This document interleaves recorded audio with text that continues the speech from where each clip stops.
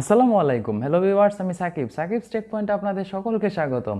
Viewers, আপনারা যারা শাওমির Poco ফোনগুলো খুব পছন্দ করেন এবং শাওমি যখন ফার্স্ট তাদের পোকো ফোন লঞ্চ করেছিল সেই ফোনটা কিন্তু খুব হাইপ তৈরি করেছিল, কারণ ফোনটাতে খুব ভালো মানের স্পেসিফিকেশন ছিল এবং খুব ভালো হার্ডওয়্যার এবং সফটওয়্যারের কম্বিনেশনে ফোনটা খুব ভালো পারফরমেন্স করেছিল। তো সেই ধারাবাহিকতায় শাওমি কিন্তু তাদের পোকো ফোনগুলোটাকে বা পোকো সিরিজটাকে আলাদা একটা সাব ব্র্যান্ড করে দিছে।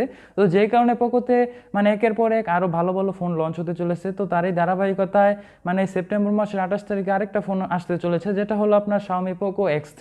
তো পোকো X3 সম্পর্কে আমি আজকে আপনাদের সামনে বিস্তারিত তুলে ধরার চেষ্টা করবো যে আমরা অনলাইনের মাধ্যমে যে স্পেসিফিকেশন দেখতে পাচ্ছি, তো সেই ধারাবাহিকতায় ফোনটি কেমন হতে চলেছে। তো কথা না বাড়িয়ে চলুন শুরু করা যাক।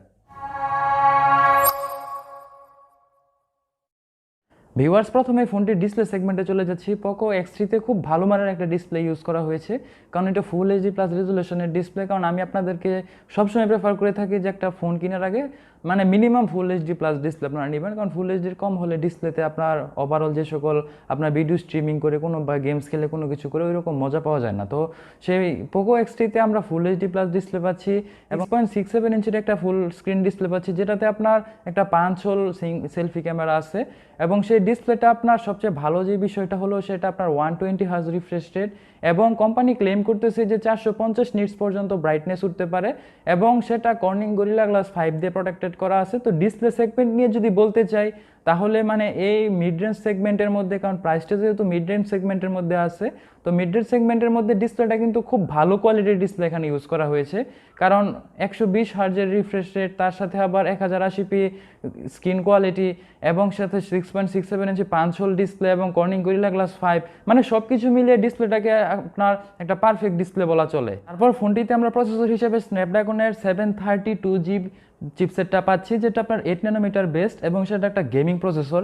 এবং স্ন্যাপড্রাগনের যে 7 সিরিজের প্রসেসরগুলো আছে, ওই প্রসেসরগুলো মিড রেঞ্জ লেভেলে বলতে গেলে খুব ভালো পারফরমেন্স করে।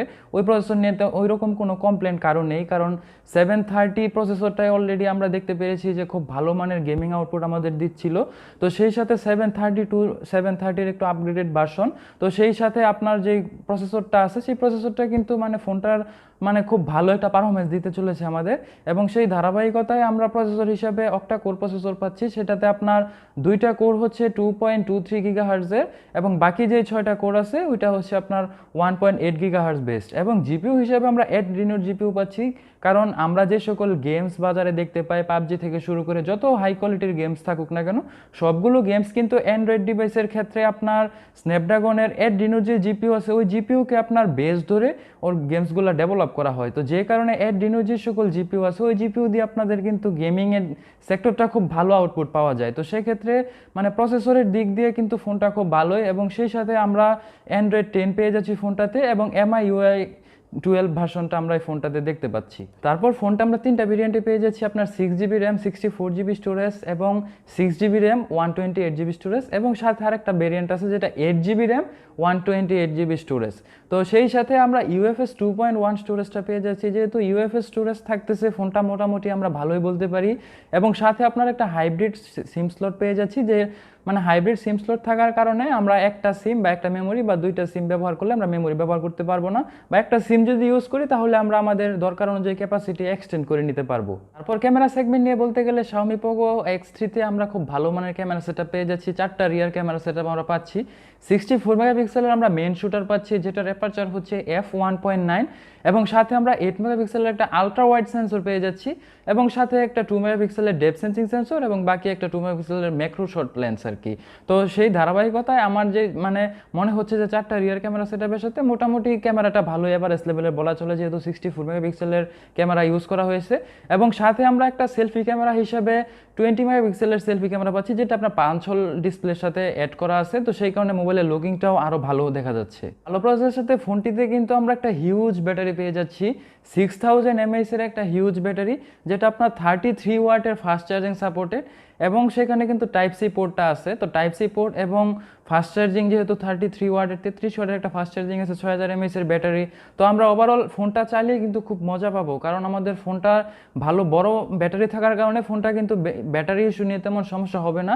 এবং সাথে যেহেতু 33 ওয়াটের ফাস্ট চার্জিং দেওয়া আছে, আছে, তো সেক্ষেত্রে কিন্তু আমাদের ফোনটা চার্জ করতেও বেশি সময় লাগবে না, বা আমরা ফোনটা ইউজ করতেও খুব মজা পাবো, কারণ খুব দ্রুত আমরা ফোনটা চার্জ করে ফেলতে পারবো।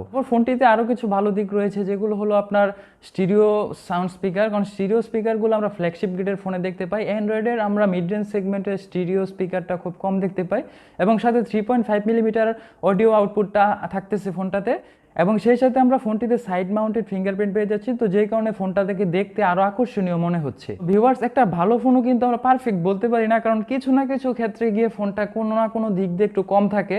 যেমন এই ফোনটাতেও সেরকম কিছু আছে, যেমন আমরা এই ফোনটাতে কিন্তু কোনো গ্লাস ব্যাগ পাচ্ছি না, আমরা ফোনটাতে পাচ্ছি একটা প্লাস্টিক ব্যাগ। তো যেই কারণে ফোনটার প্লাস্টিক ব্যাগ থাকার কারণে ফোনটা একটু চিপ চিপ মনে হতে পারে, মানে এই 2-4টা জায়গায় গিয়ে মানে আপনার কিছু না কিছু কম দিবে। তো ভিউয়ার্স, আশা করি আমি আপনাদেরকে পোকো X3 সম্পর্কে সংক্ষেপে কিছু বোঝাতে পেরেছি। ভিডিওটি ভালো লাগলে অবশ্যই একটি লাইক করবেন, আর চ্যানেল নতুন হয়ে থাকলে অবশ্যই সাবস্ক্রাইব করবেন, আর পরবর্তী ভিডিওগুলো দেখার জন্য অবশ্যই নোটিফিকেশন অন করে রাখবেন, যাতে কোনো ভিডিও আপনার মিস না হয়ে যায়। তো আজকে এই পর্যন্তই, ধন্যবাদ সকলকে, আসসালামু আলাইকুম।